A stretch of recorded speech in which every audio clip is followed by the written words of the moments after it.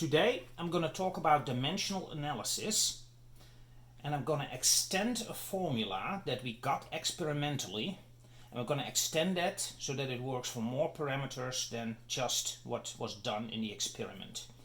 And we're going to do the following.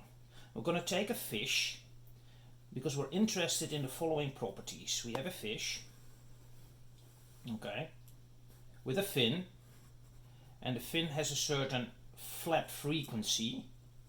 Fish is over here. The fish has a certain length L, and the fish, as a consequence of this flap frequency, it will have a certain thrust F. Okay, so it will go forward with a certain speed. So after conducting a bunch of experiments in water at room temperature, so the fish, it's a mock-up fish, the fish is underwater, it has a certain rho, 10 to the thirds kilogram per cubic meter, and it has a certain viscosity mu, which is 10 to the minus 3 Pascal second. Okay, and we're gonna do the experiment in temperature room water,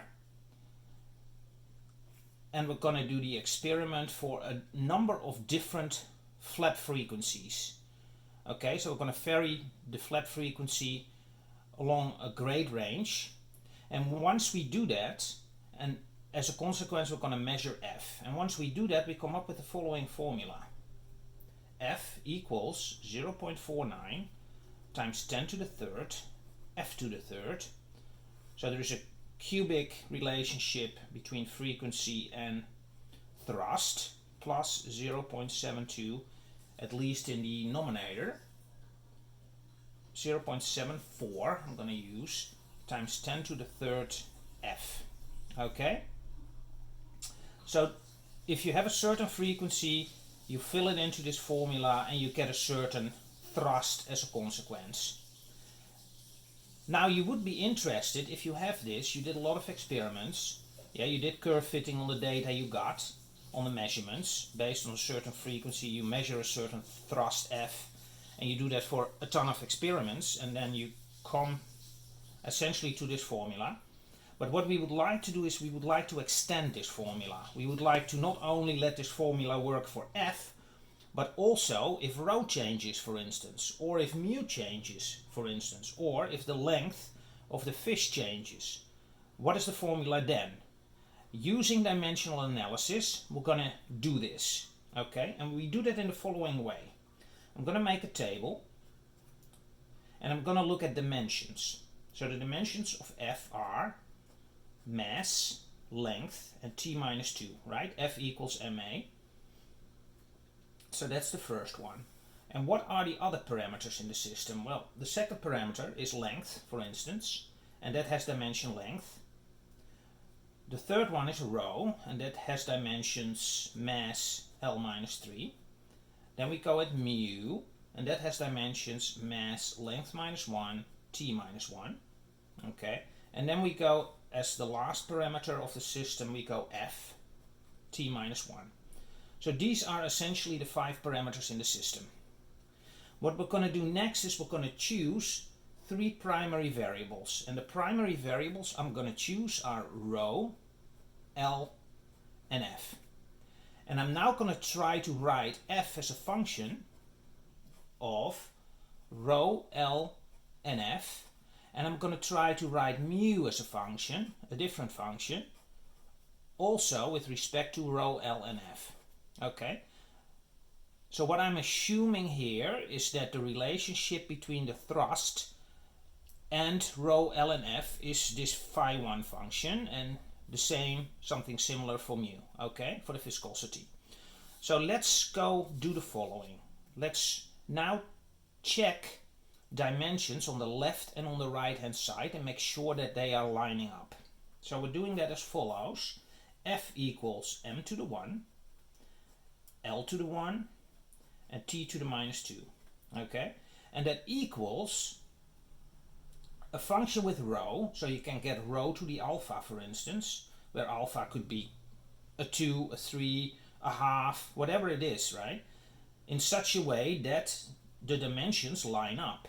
So you have rho to the alpha and that's the function phi1, L to the beta, and F to the gamma. And that has to be, if you work that out, rho to the alpha, so that's M to the alpha, right? L to the minus 3 alpha, okay? Then L to the beta, which is L to the beta, that's not going to change, okay? And then we have F to the gamma, and that's going to be T minus gamma, okay? Because you have T to the minus 1 for F. So you have T minus gamma. Now you need to line up left and right. So let's start with the M first. So that gives us 1 on the exponent. There's only 1 there, so that means that alpha immediately is 1. Okay? So let's now go to length. That's a 1 on the left hand side.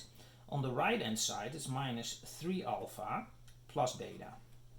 And that gives us beta equals 4. Okay? So now we have alpha equals 1, beta equals 4.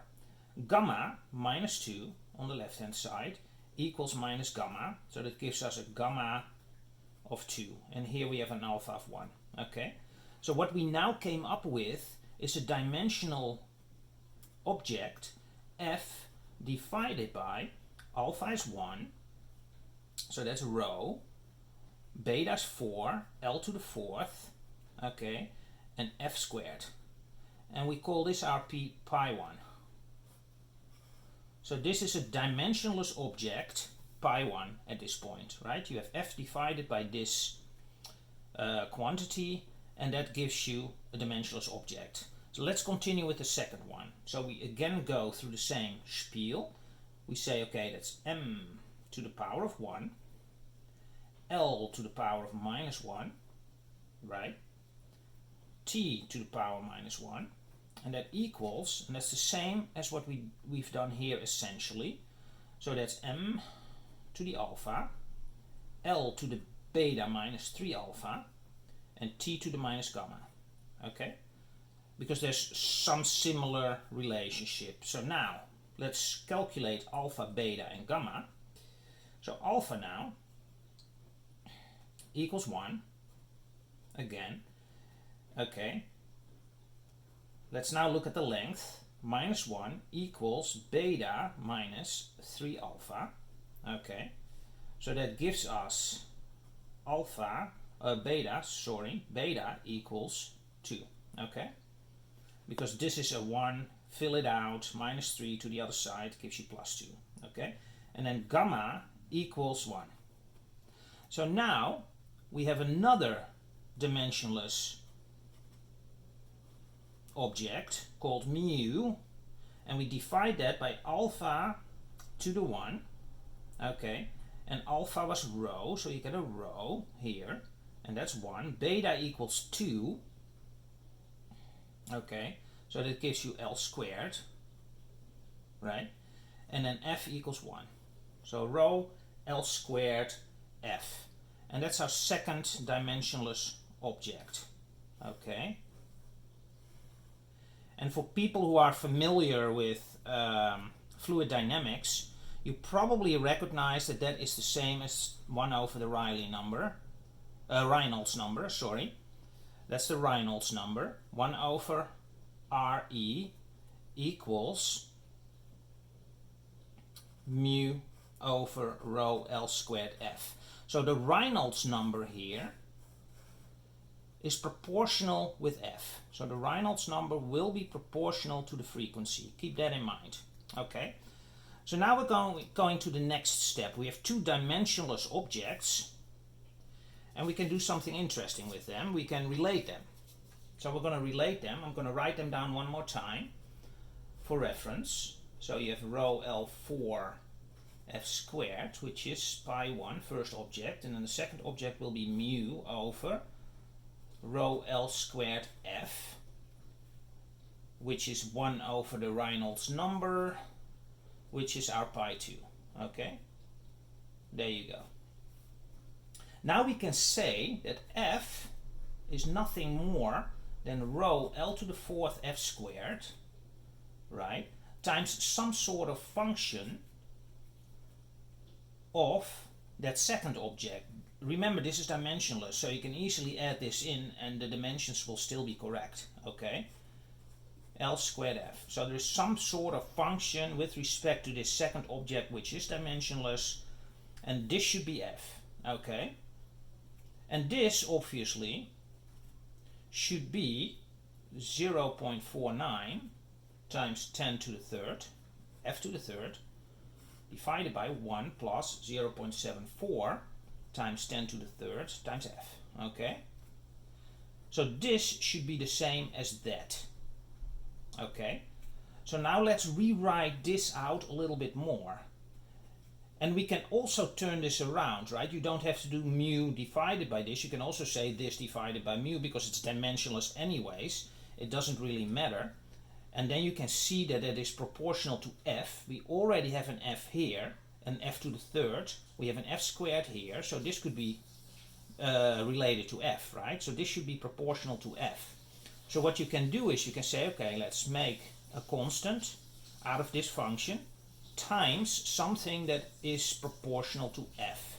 Okay, so we get here rho L to the fourth f squared, and then we're going to fill out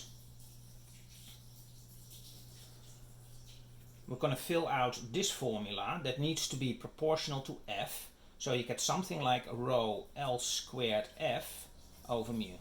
Okay, this is the times, and you divide that by 1 plus another constant c2, and you say that, oh, this needs to be proportional to f, so that needs to be something like L squared f divided by mu also. Okay, and this now needs to be equal to this. Okay, so now we have some numbers, and these numbers were related to the experiment we did. So the experiment we conducted was a 10 to the third, was in water, stagnant water, right, at room temperature, where rho is this and mu equals 10 to the minus 3, and the fish mock-up we did had a length of 1 meter. Okay, so these were the values we know. So let's fill those out in this formula, compare it to this, and then get your C1 and C2 out. Okay, so that's going to be the procedure. So let's fill this out. This is rho squared, so that's 10 to the 6th. 10 to the 6 over mu 10 minus 3, that's 10 to the 9th. So you get C1 times 10 to the 9th. All the lengths here are 1 meter, so that's easy, that all falls. And you get an F here. Okay, so this is what you get on the top.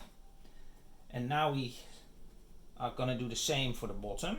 Rho is 10 to the third. Mu is 10 minus 3, that becomes 10 to the 6th.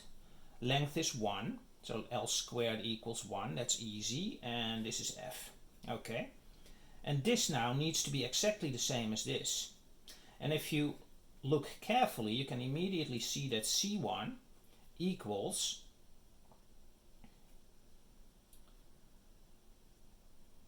C1 equals 0.49 times 10 to the minus 6.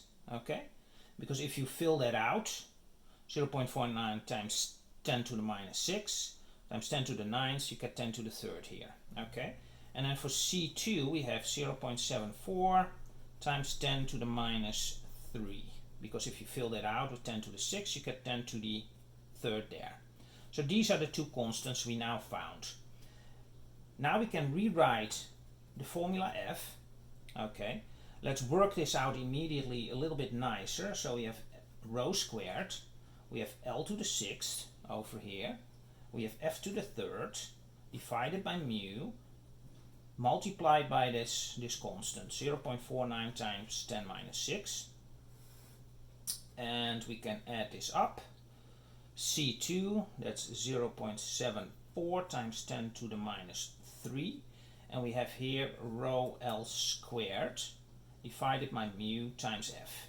Okay, so let's rewrite this one more time. 0.49 times 10 minus 6 times rho squared L sixth F third over mu divided by 1 plus 0.74 times 10 to the minus 3 rho L squared F divided by mu.